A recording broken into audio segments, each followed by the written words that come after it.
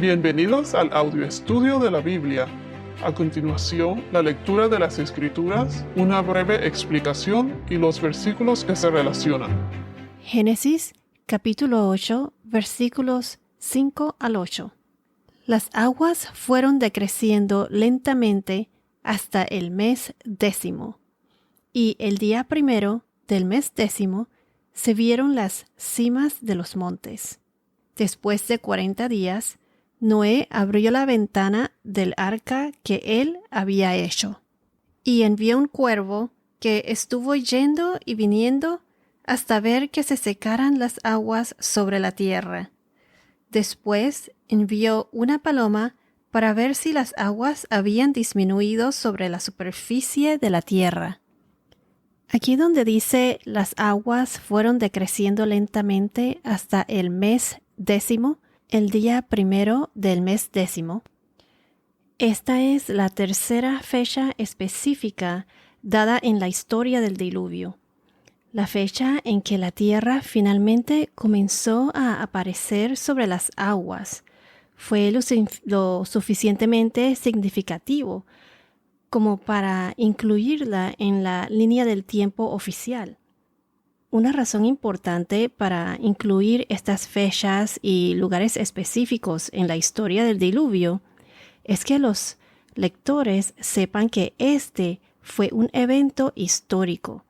El escritor es claramente de la opinión de que estos eventos le sucedieron a personas reales en un mundo real. No estaba destinado a ser entendido como un mito o una parábola en el mundo de fantasía. Dios tenía la intención de que se creyera y se tomara en serio la historia del diluvio. Es por eso las fechas específicas. Recuerden que la Biblia fue escrita por el hombre, pero inspirada por el Espíritu Santo. Entonces fue en esos días donde se vieron las cimas de los montes. La elevación de las aguas había sido tan grande que había cubierto los montes completamente, o las montañas.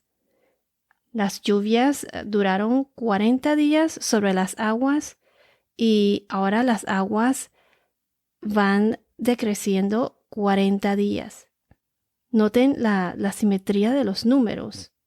40 días tomó para que cubriera las montañas y ahora 40 días para que el agua baje de nivel. Noten la simetría de los números. 40 días para una cosa y 40 días para otra. Ahora, si vamos a Génesis capítulo 7, versículo 12, Génesis 7, 12 nos dice: Y cayó la lluvia sobre la tierra por 40 días y 40 noches. Ahora, en el versículo 6, Noé abrió la ventana del arca que él había hecho. Recuerden que el arca nada más tenía una ventana y una sola puerta. Como mencionamos en los podcasts anteriores, el Señor Dios fue el que cerró la puerta. Me imagino que esta puerta debió de haber sido suficientemente grande como para que los elefantes entraran. Pero lo importante aquí es que Dios fue el que cerró la puerta. La puerta me recuerda el verso en el que Jesús dijo en Juan capítulo 10, versículo 9. Juan capítulo 10, versículo 9, Jesús dijo: En verdad les digo, yo soy la puerta. Si alguno entra por mí, será salvo, y entrará y saldrá y hallará pasto. O sea, que es cuando Jesús nos dice que Él es la puerta, y por Él se llega a Dios.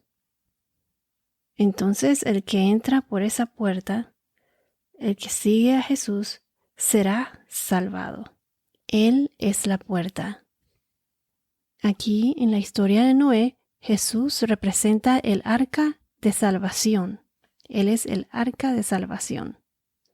Entonces, Dios, el Señor Dios, fue el que cerró la puerta Dios cerró la puerta y puso como ese sello de salvación.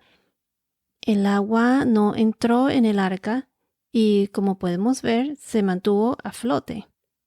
Quiero recalcar que esta arca no era un vehículo diseñado para navegar, sino que solo para flotar. Esa arca que fue construida por Noé y los que lo ayudaron. Me da la impresión que era como una caja flotante, diseñada para flotar. Y Dios entonces puso ese sello y los salvó, los mantuvo a flote. Recuerden que en Génesis 6 es donde Dios le da instrucciones a Noé de cómo construir el arca. Y el versículo 16 nos dice, esto es en Génesis capítulo 6, versículo 16. Le harás una ventana que terminará a un codo del techo, y pondrás la puerta en su costado. Harás el arca de 3 pisos. Un codo significa más o menos como 45 centímetros. Imagínate, estaba casi en el techo. Hay comentaristas que dicen, o teólogos que dicen que el arca, al decir 3 pisos, que eso se refiere al Padre, Hijo y Espíritu Santo, pero en realidad no encontré nada ningún versículo que sustentara esto. Pero definitivamente el arca representa a Jesús, que fue el vehículo de salvación que Dios le proporcionó a Noé. Así como el arca salvó a Noé, Dios sacrificó a su único hijo para salvarnos a nosotros de nuestros pecados, para pagar por nuestros pecados. Jesús es nuestra puerta y nuestro vehículo de salvación en el día de hoy. Por Jesús se llega a Dios. En Juan capítulo 14, versículo 6, Juan 14, 6, Jesús dice, Yo soy el camino, la verdad y la vida. Nadie viene al Padre sino por mí. Este versículo me encanta. Yo soy el camino, la verdad y la vida. Nadie viene al Padre sino por mí. Entonces, por medio de Jesús se llega a Dios y Dios nos dirige su palabra por medio de Jesús. Quien ve a Jesús ve a Dios. Dios es 3 en 1. Es Padre, Hijo y Espíritu Santo. Jesús es el único que puede interceder por nosotros ante Dios.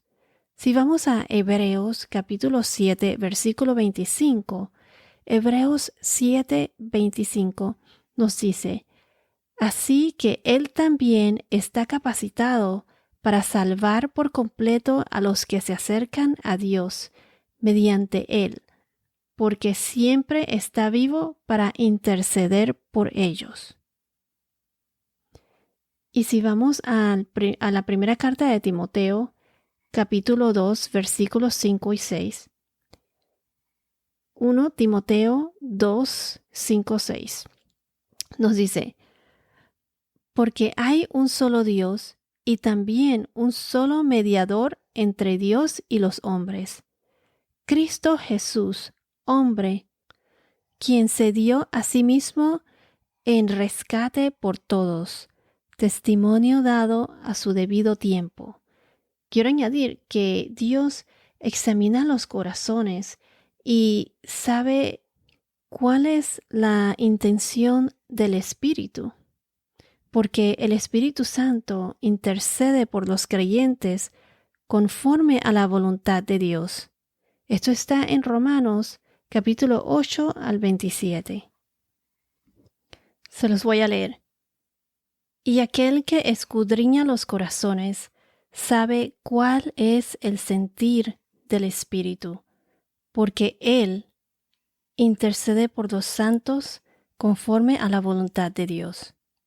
Entonces aquí donde dice, y aquel que escudriña los corazones, Dios, que sabe lo que uno tiene desde adentro, como mencioné anteriormente, que conoce tu corazón, Él es el que manda al Espíritu Santo. Entonces aquí donde dice, porque Él intercede por los santos. Los santos son los creyentes. Somos los creyentes. Porque el Espíritu Santo intercede por los creyentes conforme a la voluntad de Dios. Entonces, en el versículo 7, el vuelo del cuervo fue observado desde el arca. El cuervo estuvo yendo y viniendo hasta ver tierra seca. Una cosa que noté es que aquí no dice si entró en el arca o no. Me dio a entender que hasta que se secaran las aguas sobre la tierra, como que no volvió, sino que se quedó en tierra seca. El cuervo en la cultura israelita es un ave impura. Puedo decir que se puede asumir que el cuervo se alimentó de la carne muerta de los animales que se encontraban sobre el agua. Si vamos a Levítico, capítulo 11, versículos 13 al 15, Levítico 11, 13 al 15, nos dice así. Además, estas abominarán de entre las aves. No se comerán, son abominación. El águila, el buitre y el buitre negro, el mulano y el halcón según su especie. Todo cuervo según su especie. Aquí es donde dicen que el cuervo son abominaciones, o sea, son animales impuros. También en Deuteronomio capítulo 14, versículo 14, Deuteronomio 14, 14, vemos que dice, todo cuervo según su especie, refiriéndose a que eran animales inmundos, pues no podrían comérselos, no eran limpios. El cuervo entonces no regresó, como que no buscó consuelo en la protección del arca. Entonces, asimismo, las personas que están alejadas de Dios, que no tienen esa relación con Dios, que no tienen suficiente fe y no se refugian en el Señor o no buscan su protección. Eres tú como un cuervo que no busca, como ese cuervo que no buscó la protección del arca. Entonces Noé envió 2 aves, el cuervo y después la paloma. Y veremos más adelante qué es lo que la paloma representa. Muchos son como el cuervo, que es un ave que se alimenta de la carne de los muertos. O sea, que el que no conoce a Dios ni su palabra va por la vida sin rumbo fijo. Está como muerto en vida, obteniendo placeres inútiles de cosas que no tienen vida en ellos, de cosas de este mundo. Entonces no buscan o conocen la riqueza y paz espiritual que se encuentra cuando uno está con Dios y vive en Cristo. La paloma, en cambio, está entre los animales que se consideraban limpios y puros. Y en las Escrituras simboliza el Espíritu Santo. Esto que acabo de decir es muy importante. Quiero recalcarlo nuevamente porque muchas personas en el mundo de hoy en día son como el cuervo, que se alimenta de la carne de los muertos. Y como dije anteriormente, la persona que va por la vida sin rumbo fijo, que se contentan con los placeres de este mundo tan materialista, esas personas no conocen a Dios, no conocen la riqueza y la paz espiritual que se encuentra cuando se tiene esa relación con Dios y uno camina en Cristo. Entonces, parece que estas 2 aves simbolizan el tipo de la nueva creación que surge de la muerte, del diluvio. Un mundo que, a pesar de haber sido limpiado de pecadores, será repoblado nuevamente y que tanto los cuervos, o sea, los impuros, y las palomas, las cosas puras, repoblarán el mundo. Un mundo con cosas puras e impuras. Bueno, esto es todo por ahora. Que tengas un día muy bendecido y hasta la próxima.